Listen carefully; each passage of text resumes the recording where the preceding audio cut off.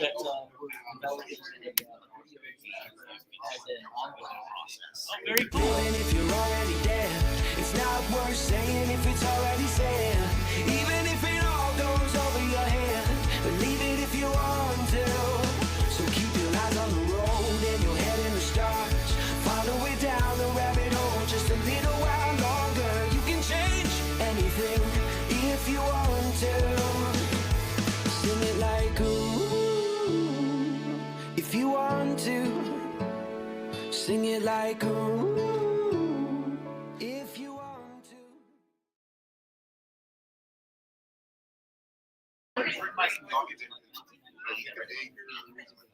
But it actually predicts in the future how people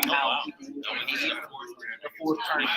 Yeah, I mean, literally, I recommend this to everyone. It's very data.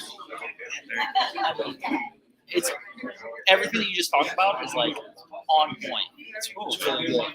But interesting stuff. Well, Yeah. thanks. I'll check out the website a lot I said, more. please connect on LinkedIn. We'll Yeah. stay in touch, man.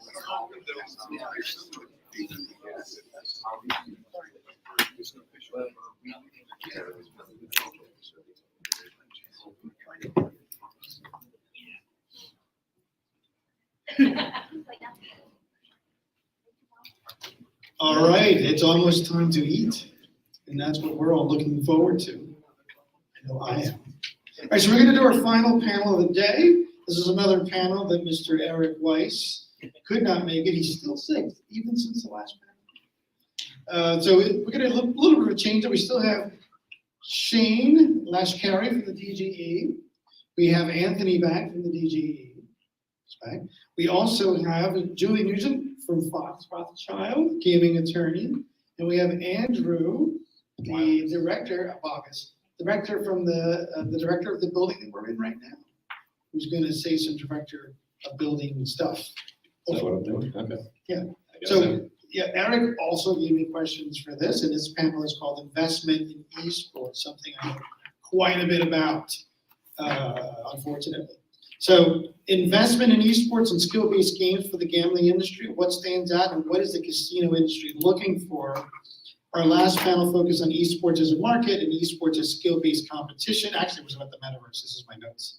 Our last panel was about the metaverse and why Zuckerberg is evil. This panel will actually be about more about esports and investment in esports. So I'm going to kind of go off Eric's notes a little bit. And sort of talk about what's relevant here. But I do want Shane to introduce yourself and give a little bit of background about what you do. So first off, I just want to thank Ben, Ari, Stockton for putting all this together. I think things like this, Anthony and I were just talking about this as Ari and I were. A lot of things when you start talking about new product lines or new verticals, it's always about education, and events like these go a long way. So I just want to thank everyone for putting this together. Thank you for the quick intro, Anthony. My name is Shane Lashkari, and I oversee the slot laboratory at the New Jersey Division of Gaming Enforcement. And so ultimately, when someone wants to come into the market, whether it's your online products, esports products, brick and mortar products, it has to come through the lab before it can be offered to the public. So we have seen a lot of different variants of esports, whether it was brick and mortar tournaments that were held, whether it was online esport tournaments, online esport websites that were approved for use, or whether it's just third-party game providers that are offering esports. So we've seen that whole spectrum.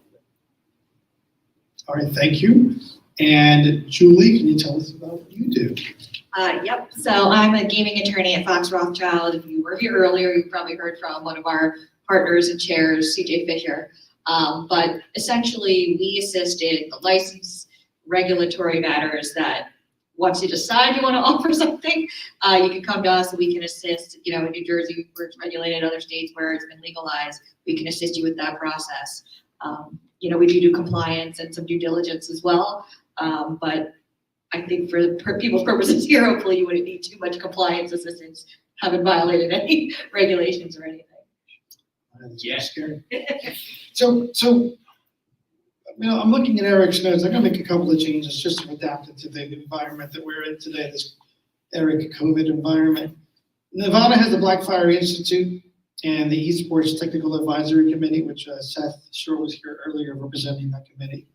And they are proposing a framework for regulation on esports. New Jersey has the Great Stockton Esports Innovation Center here, and legislation that is actually being actively worked on as well to support the growth of esports and competitive video gaming in the state. More recently, we are actually working on a esports, what's called a market access bill, which allows operators to enter the state with a gambling license to have esports events and esports competitions and other assets without having to get a very expensive sports book license or iGaming, sorry, not license, the sports book market access or iGaming market access. So what we're trying to do here with all these collective efforts, and I think, you know, some news Seth and I discussed about New Jersey and Nevada working closer together.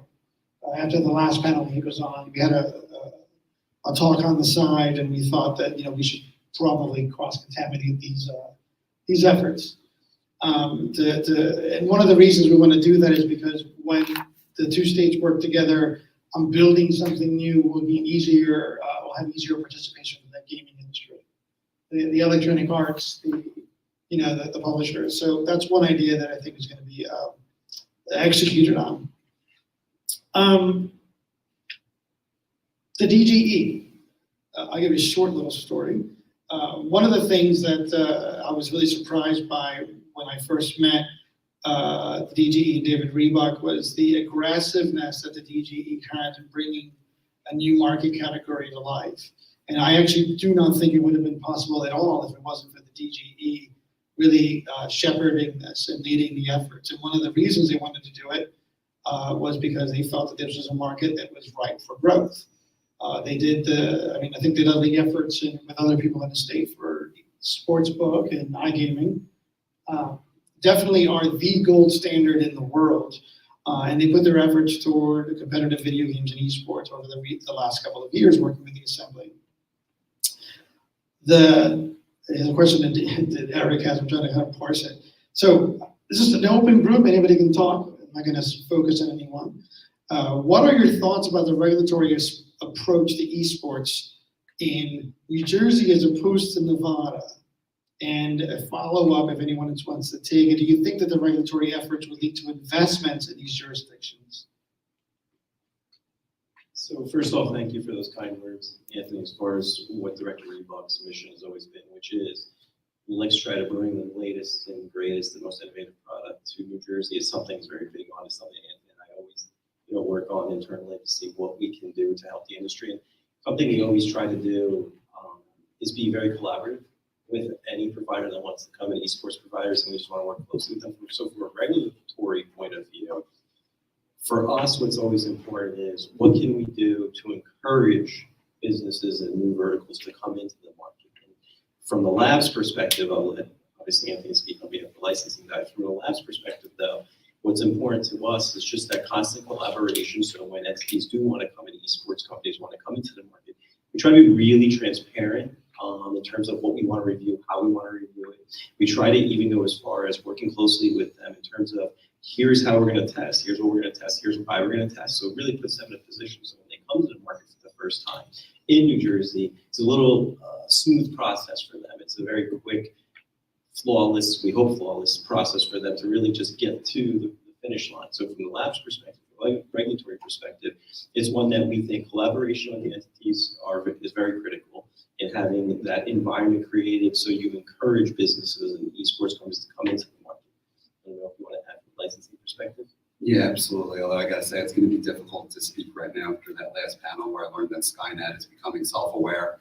But big shoes to fill, but I'll try. Anyway,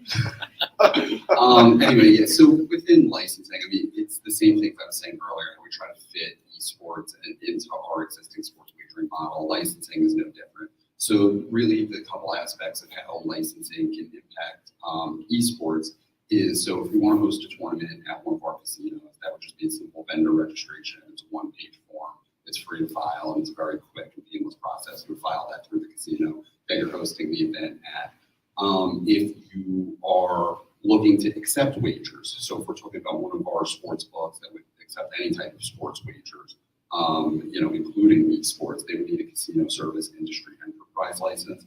That's a much more involved process that would require licensure by your 5% owners, your officers, your directors, any holding companies. So that's a much more involved process. It's much more time consuming, but you are able to petition for a transactional waiver in order to do business while your application is pending. And that would be the same process you would file even if you were a sportsbook that's now, like you're discussing the pending legislation earlier. If you were a sportsbook solely devoted to accepting wagers on esports, that would be the same process. That's the same license you would need. Our casino service industry enterprise license. It is the gold standard of licensure, as many superiors like to say. I said that too. And I'd like to point out, when you have a framework in place, and transparency, I think, was a very key word in this, it does attract a lot of operators to the area, knowing that they can step up with an idea and go from an idea to concept, and they know what they're getting, and they also know that that process is going to be protected, and it's going to be honest straight through, which you cannot say about a lot of jurisdictions worldwide. So that's important when you're trying to promote an ecosystem growth here. Knowing that there is a direct way for somebody to come in, have their idea heard, tested, vetted, and then brought to fruition, it really makes a difference. And this center ultimately is an extension of what we want in terms of being a place to test things out. Like, not in a regulatory sense, but in a way to bring people in, to showcase technology, to bring education, as we're doing with this event, but to have those things on display here. So hopefully a year from now, by the way, you'll be able to measure the progress of the center and how much technology we have surrounding. So it'll be substantial. I can only speak from my direct experiences. One of the things that, not being involved in any sort of politics at all whatsoever before I started this esports company in Atlantic City, my vision of getting involved was a very negative one. I just, I guess like the younger generation, I don't trust governments very much, and I don't trust regulators, and that's just the built-in attitude, right? And my experience has been the exact opposite. At least in New Jersey, it is a combination of organizations that are working in tandem together. I have yet to experience any issues with the groups working together. I mean, I don't always like what everybody says, but the cooperation is there, and the cooperation is open and it's fair. And I think that is one of the things that I'm talking to Andrew here, we have to do a better job of telling the world that the regulators are not evil, right? Because I'm being facetious. It's about telling them that there is a fair and honest process involved if you step here with an idea, and that's the message to get out. But again, this helps showcase that. It helps bring companies here, and they can see for themselves what the process is. Well, my company going out to get investments, my journey has been, hey, we're the first regulated, esports wagering, real money, wagering company that's in the East Coast, and we have this new technology. Oh, you're regulated. Well, we don't want any involvement in that. But the same exact VCs, venture capital groups, will invest in gray market, skill-based gaming every day.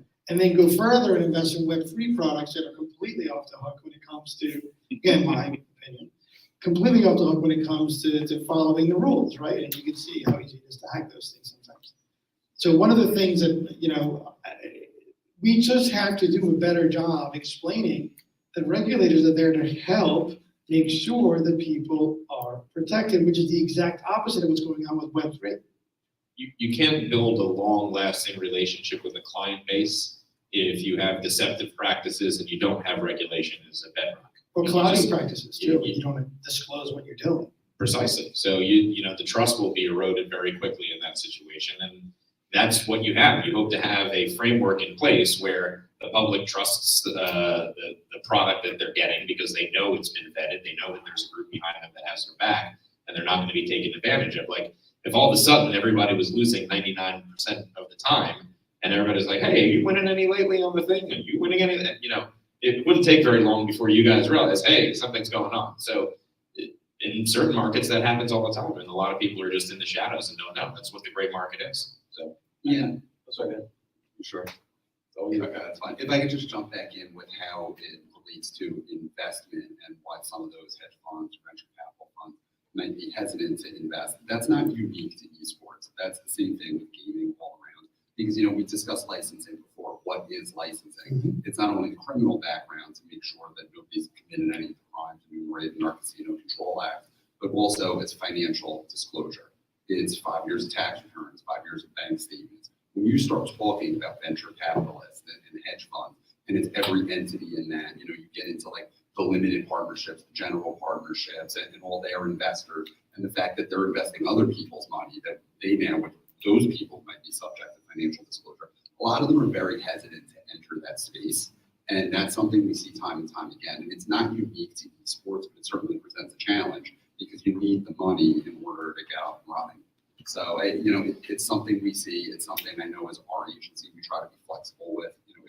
If a company comes in, it's like, hey, you know what, all of your 5% owners have to get licensed. Oh, well, we have this VC fund. And, you look at their org chart and it's like this gigantic blob of, general partnerships and stuff. And each one is like 30 investors. And, oh man, but this other general partner has like authority over the shares and stuff. And you start looking at that. What we try to do is reduce the number of entities that would have to file. And then what we'd also do is try to reduce the number of individuals who have to file to who really has like voting control over these shares in our New Jersey applicant. And then what we can do also is we'll try to reduce the amount of financial disclosure to just gaming related investments.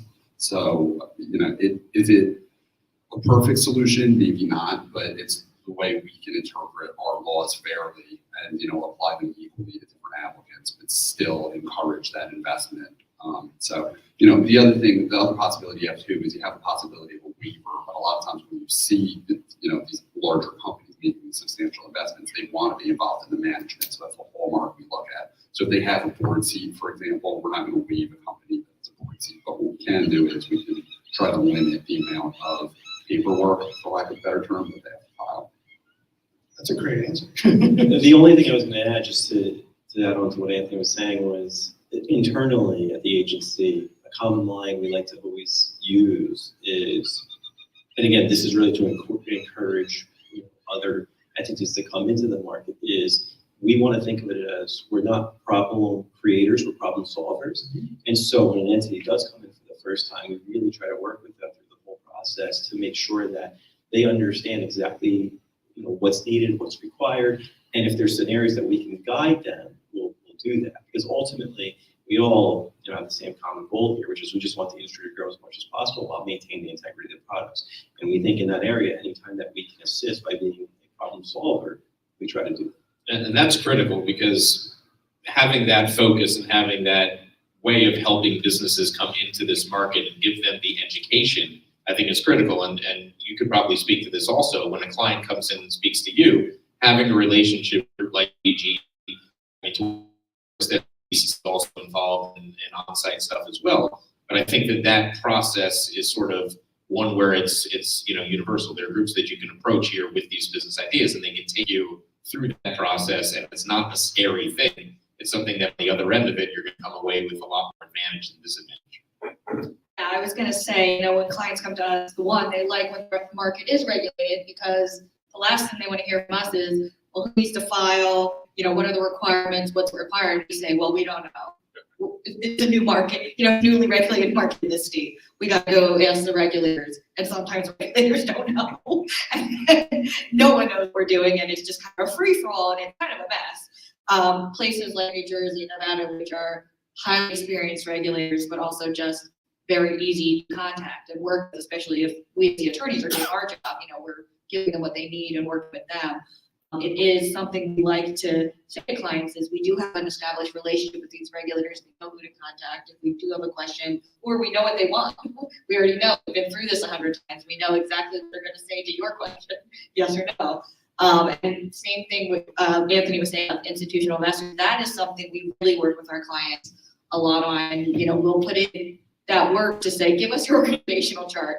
Let us take a look at it. Usually is a giant lump, and then we have to go into their financials and take a look and say, okay, well, this person probably really is an institutional investor. They follow the 5% threshold, or they don't have the voting shares. We really work with the clients because we know they don't want to help them file for other people, but we know they don't want to disclose a bunch of information for people who really have nothing to do with the gaming side of it and have no control over it and are really minimally involved. So Fox Rothschild has operations in multiple states.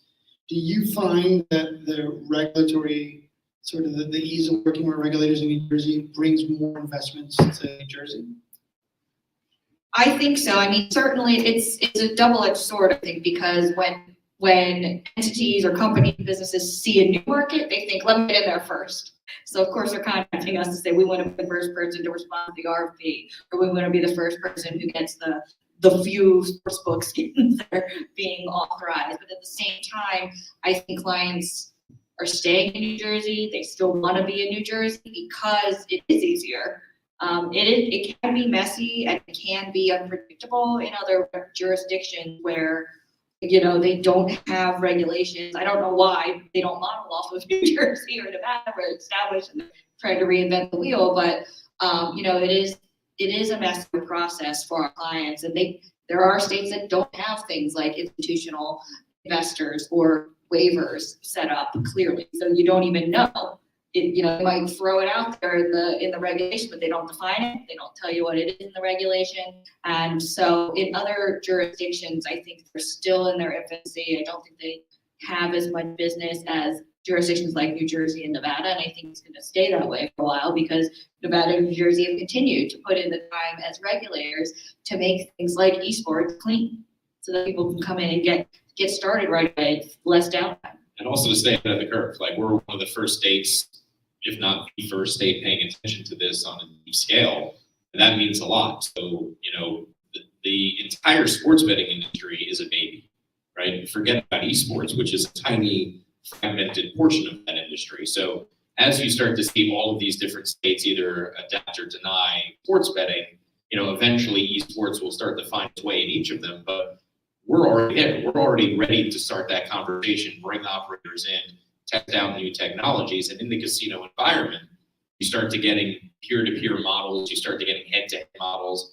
These are interesting ways that you can already build this experience-based program in Atlantic City. And that's really why I always try to get to that word, because you want to have a program of activities, something constantly going on in this area that's related to the esports world, so people feel like whenever they come to this area, there's something to engage in.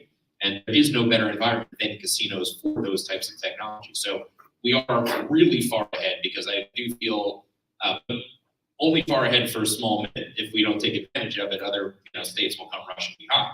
But there is a great opportunity to build an experience-based model in casinos, see that come to life, and be the first out there doing it, and then watch others, follow suit. So, Because, go ahead. I'm just going to add one thing there, because I thought it was a perfect transition, where a lot of entities, or some entities out there, that are very strategic in the sense of esports is very similar to sports. So how do we take that sports better and convert it to esports? Well, if I go bet on the Giants game, if I go bet on the Knicks game, clearly I'm a Knicks fan or a New York fan. But if I can do that on the sports side, can I now do the same thing on Madden or NBA 2K on the esports side? And so that transition is going to be pretty key as well to really stay ahead of the curve. Yeah, if you look at the global metrics in terms of measuring esports popularity, U.S. esports sports are not in the mix. Madden's 22nd globally, but that's because the Asian data and the European data gets mixed into that group, and they don't play Madden at all. So if you just focus on the Northeast and what the most popular games are, 2K, Madden, even FIFA has a huge market and a huge audience. So sports into esports games are a great way for casinos to understand how to convert that audience and to get some synergies between those groups. And running tournaments and those types of things, I think, is a great way to do that. I mean, we've got a great presence represented here for Madden.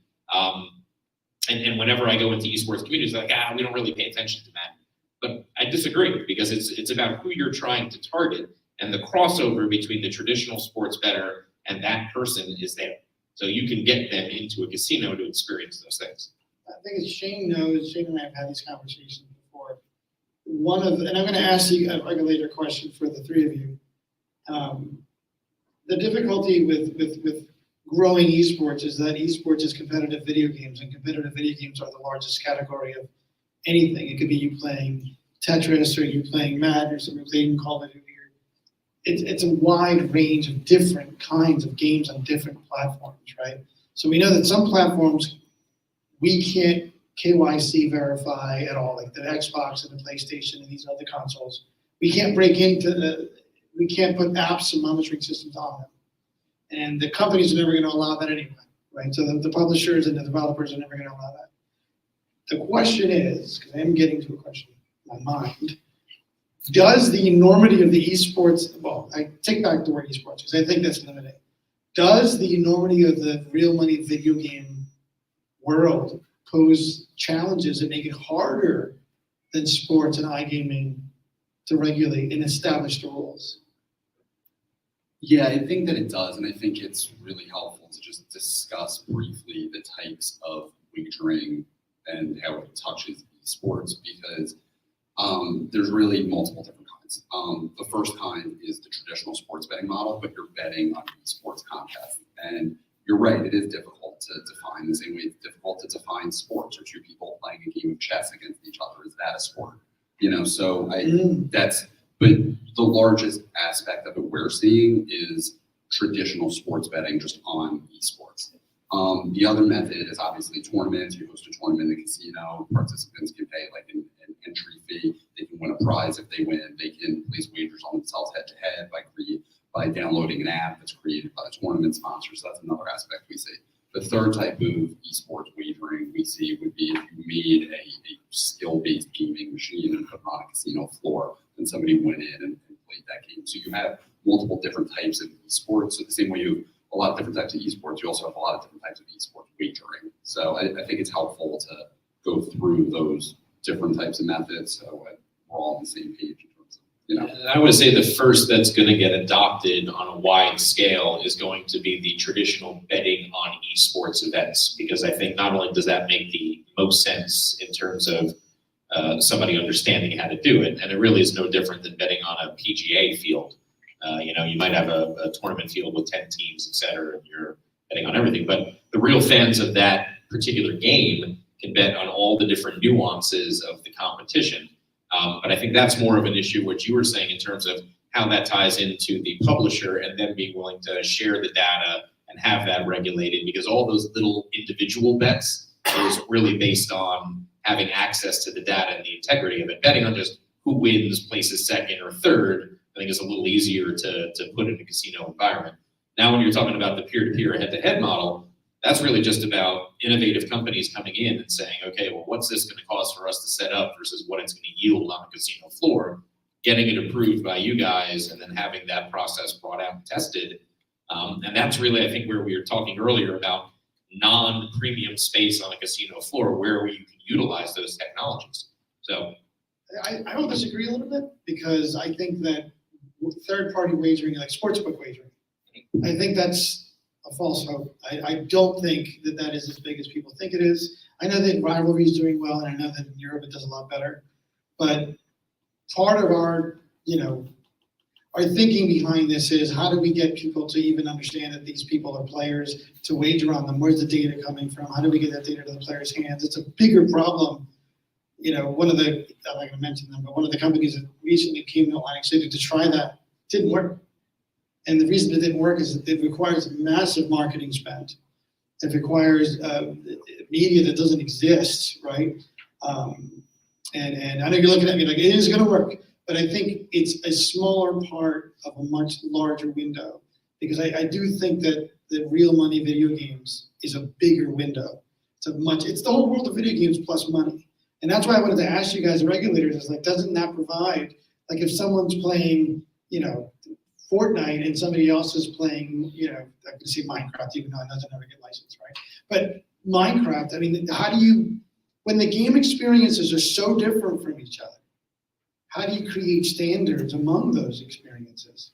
So from our perspective, and Anthony did a nice job of bringing up some of the different variations of betting that you can do, we looked at it from a perspective of what were most similar to those types of wagers, and what were the critical success factors we used to, implement those wagers. So, for example, if there's certain types of esports that's very close to sports wagering, especially an online sports wagering system, for example, what did we do in that scenario, and how do we carry that same success forward? And so to your point, as far as are there obstacles depending on the environments being offered in, when New Jersey approved the first online esports website, we thought about, well, okay, this is very similar to sports. What do we do for sports websites?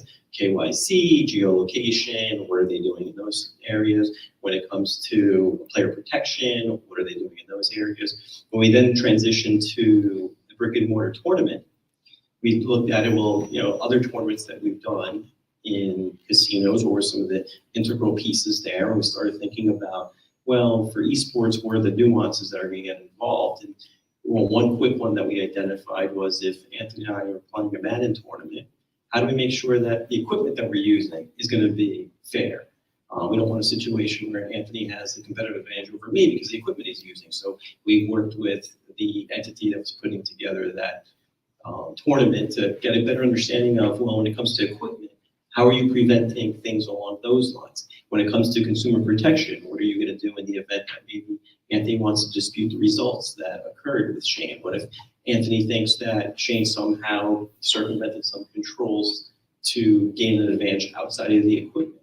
And so what we tried to really do for any type of esports offering, whether it's online, brick and mortar, whether it was just as a third-party provider to an existing website, we wanted to look at it, what were the critical success factors that we evaluated in something similar to that and carry that forward. I'll go back to Julie. Julie, that the environment is changing on a daily basis when we're looking at an amendment today, right? How does a law firm work inside that environment when everything is fluctuating and answers aren't known? Yeah, I mean, I think while things are pending, we're keeping an eye on it closely. I mean, just as much as probably all of you are interested in getting into the market. I mean, that's part of what we're doing as your attorneys, is keeping an eye on what is the pending legislation, what are the likelihood, what's the likelihood in the legislature that it gets passed? Do we need to be prepared to tell the clients that it's gonna be denied or it's gonna be approved? If it is gonna be approved, here's all the things that you're gonna need. So that's part of the guidance and advice that we try to provide. In terms of, what's already existing in the market, I mean, I think in New Jersey, I think the regulatory framework is very good.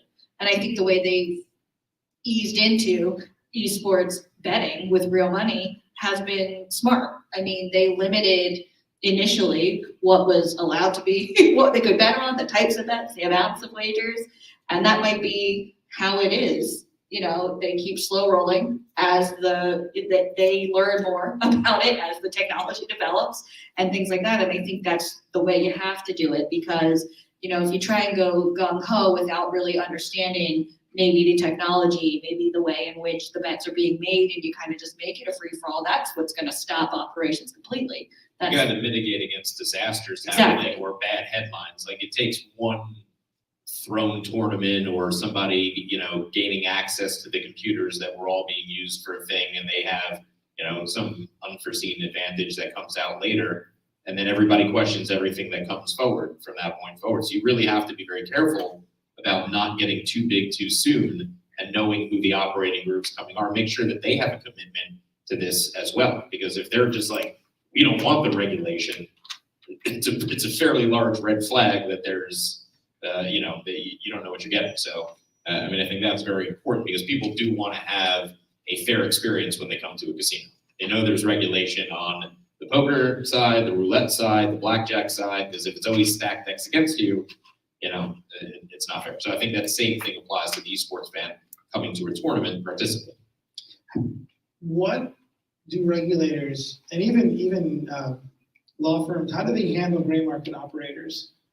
Especially when that's on the internet and there's no really easy way to prevent that stuff from happening. Anybody want to take that question? I mean, our quick answer as your attorney is shut down operations. We don't want you operating in a gray market, because the risk that you get slapped with a fine or you get a license revoked, which then impacts your ability later to be able to operate as the market becomes more regulated, that you might not ever get back in that market. So hard. Yeah, so what if a gray market operator came to you and said, look, I'm going to pay a lot of money, get me into this space, but they're already a gray market operator? Yeah, we would do our due diligence. We'd look at how they're operating. Are they in compliance currently? And if we determine that it was too gray an area of whether in fact they were in compliance, whether that's because of their operations or because of the way in which the market's unregulated or both. We would probably just say, we're not going to help you get this light. We're not going to help you right now. Maybe come back to us later, but also maybe stop some of these things you're doing that can mitigate against the risk of you maybe placing yourself in a position where you won't get a license later when it becomes more clearly Because regulated. we had the situation happen with sportsbooks, didn't it? Correct. So how is this gonna be different? We more I- experienced, we know more about the. I was gonna say, lessons learned from sports books certainly is gonna apply, I think.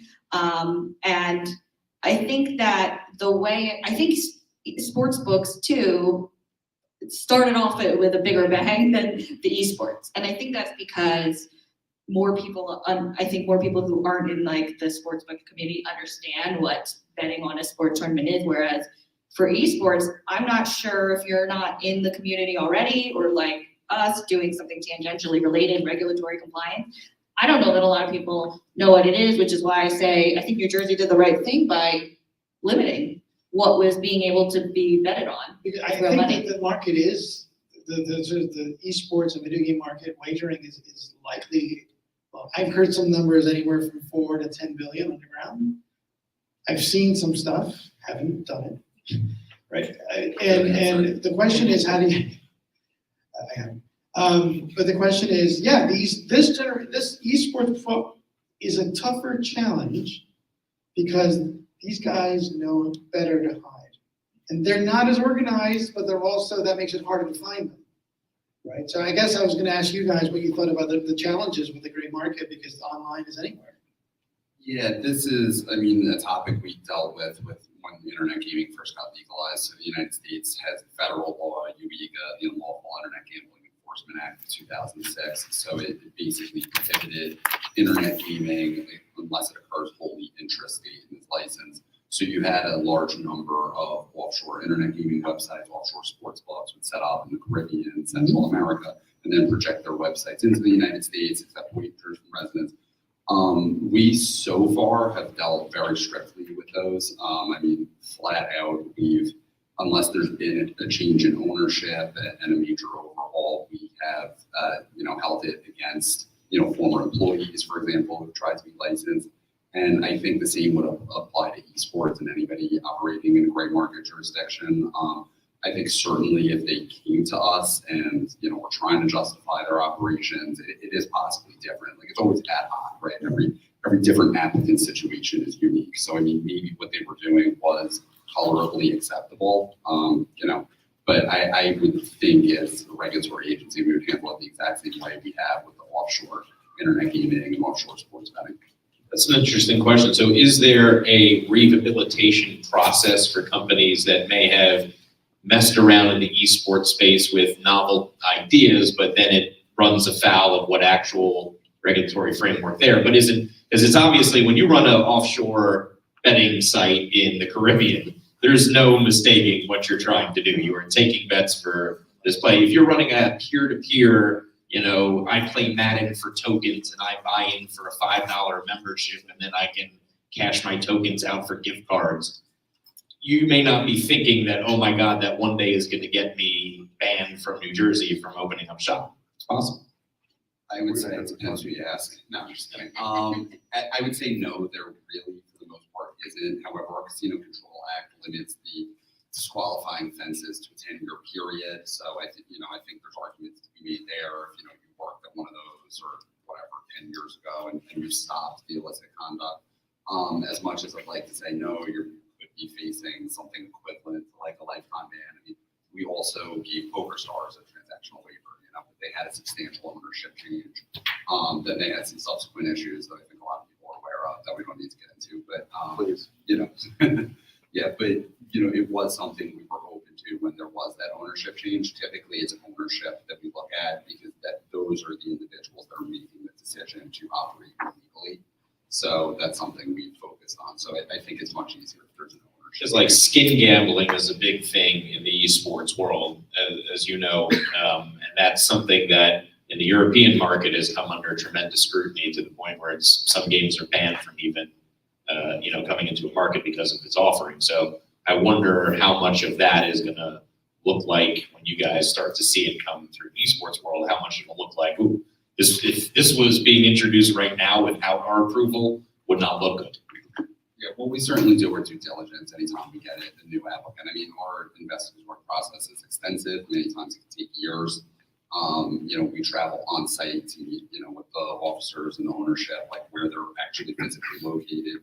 Shane is heavily involved in testing their software and everything. So, I mean, it's certainly something that would be on our radar and something that gets looked at. And, we would probably go deeper in that scenario. I mean, we'd be taking, we call them sworn interviews. They're basically depositions, and things like that, requesting documents and everything. So it's not something that would go unnoticed. I would say. So all you gray market operators, you stop. What is, almost out of time. The question I want to ask everyone here is, what is your view on how being as aggressive as New Jersey is to create this new market? Is there a long view from the DGE and even from the law firms on what this is going to provide, and when do you expect that to take effect? I can just tell you from the lab's perspective, and we kind of hit on this before, all we can do is try to create an environment that entices entities to come in. That's the best that we can do. Mm-hmm. We can just try to continue down that path of this mindset where we want to collaborate with anyone that wants to come into the market. We want to encourage everyone to come to New Jersey first. And then when that happens, it's easier for us to then do what we need to do. So we're kind of limited in that area, other than try to create that atmosphere, try to have it set up and have an agency set up where we create that encouragement for entities to come in. And hopefully it pays off and you see more and more entities come in, online, brick and mortar, whatever it may be, and then we just do our due diligence, ensure the integrity of the product, and hopefully we see it grow. Thank you. Does anyone have any questions before we wrap up? Question? So gray area, you're saying that like if we were using our own cryptocurrency and blockchain, and then like using These NFTs. are more companies that I'm referring to that set up peer-to-peer wagering offline. There's several esports sites you could go to where I could bet you money for Madden. Gotcha. I could be in New Jersey, you could be in California, and it's completely unregulated by both states, and it's not allowed anywhere, but they still do it. And you won't know, because how are they going to know that you Venmo'd me $5 or that I Venmo'd you $5 when we bet on that? So these sites are facilitators. They're not necessarily the operator that even takes the money and pays the money, but that's gray area right Does the there. DGE have a crypto policy? So at this point, we do not actually approve crypto. So if an entity came to us and wanted to fund an online account through cryptocurrency, at this point, it's not. Is just because I'm not interested in it, but is the idea of not working with crypto is at any point of the transaction? Like if somebody converted it to fiat as one experience and then they dealt with the fiat, or is it the idea that crypto is involved at all? Our stance right now is that the Division of Banking Insurance needs to kind of make a decision, and then we can take it from there. Sorry, I think it also creates tax issues. Yes. Any question? Do you have anybody have any other questions? Yeah, If I may, sure. say this, and Shane and Anthony, just forgive me. If you're trying to get into this space, particularly the esports folks, which are typically new entrants, and I respect everything you said, I would just say it slightly differently. I don't think gray market's the massive concern. Black market certainly is. You will see over the course of history that the DGE is very strict on black markets. The US was a black market, despite some operators that tell people they operated in a gray market here. But if you operate in a gray market outside of the US, chances are, if you're okay otherwise and you're suitable, the DG will find a way to get you through licensure. They're not there to kind of ban you. I mean, I remember the story, Shane and I just talked about this a few months ago. G2E 2013, 2 months before iGaming launched. And Dave Reebok and I were on a panel speaking about the first state to launch casino poker. And I said, Dave, you given any thought to payments? He said, yeah, we're giving some thought to it. I said, have you talked to Adobe? And the interesting thing is, nobody thought to talk to Adobe. I don't know if you guys remember this. Dave called the commissioner Adobe, had no, so the issue is, it's evolving. This is still a very nascent industry, but the point I wanted to make, thank you for permitting me, is if you want to get into the US, the best way, it'll help your stock price, it'll make your investors feel more formidable, go to the New Jersey DG first. It is viewed globally as the gold standard. There's nobody with a tougher regulatory environment. And number two, New Jersey is the third largest iGaming market in the world. And a lot of people don't know that. Germany, UK, I just talked to Tim Sullivan and Bill Penders and said, we need to market that. Because a lot of people don't know that, including a lot of politicians in the state. It's something to be bragging about, right? So you want to come in and go to, I'm not going to mention it because Dave will be pissed, a more pedestrian market, yeah, go ahead, yeah, get through there. But you want some bona fides globally, forget about nationally, this is the place to start it. And I don't think the gray market issue is, it's great the way you outlined it. The black market is just a non-starter. And Anthony was kind enough to talk about the 10-year rehab. I was the attorney for PokerStars, so I'm well aware of what we had to do to get that done. But, you know, I think the esports market, it's not the DG's job to tell us what the market could bear. It's their job to make sure we're complying ethically and suitably to get a license. That's why they're there. And on the brick and mortar side, why the Casino Control Commission's there, to keep out AML and to take care of all the other consumer protection issues that are out there. Yeah, if I could just follow on that, he's 100% correct. So there is a director's advisory bulletin that I actually wrote. Very uninteresting, don't go look it up, but it's on our website still, and it actually is about gray markets. So if I could just expand on that, we consider the United States black market, right? So after the passage of UEGA, we consider it was illegal for these companies to operate in the United States. Internet gaming was illegal.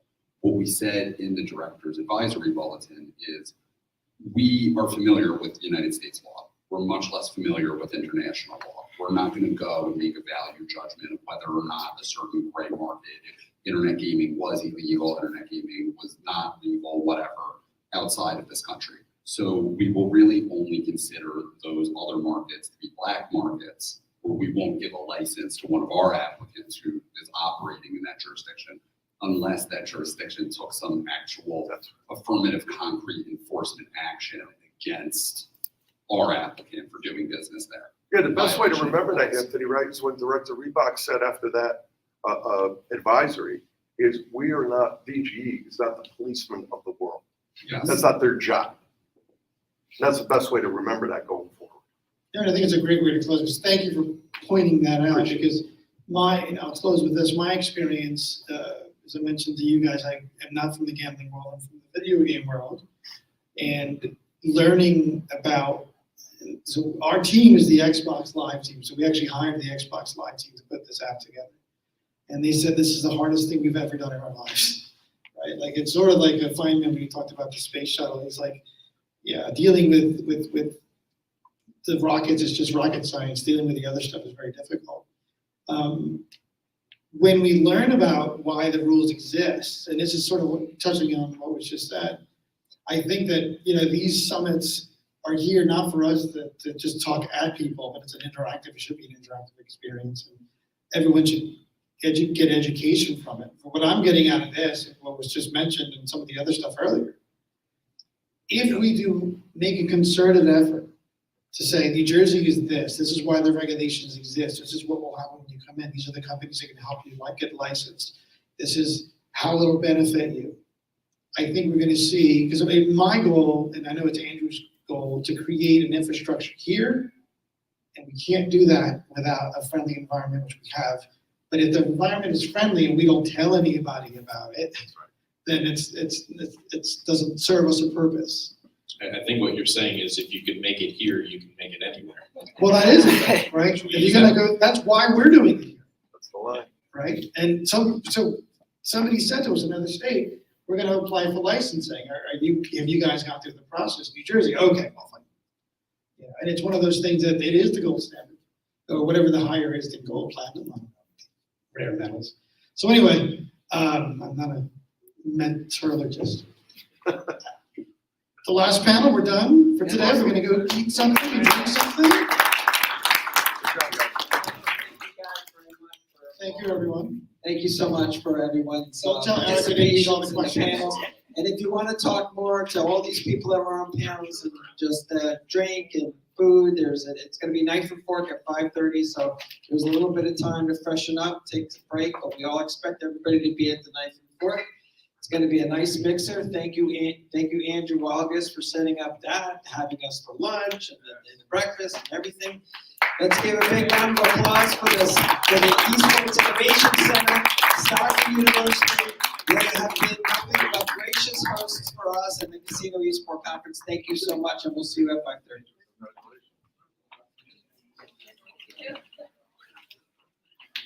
I also want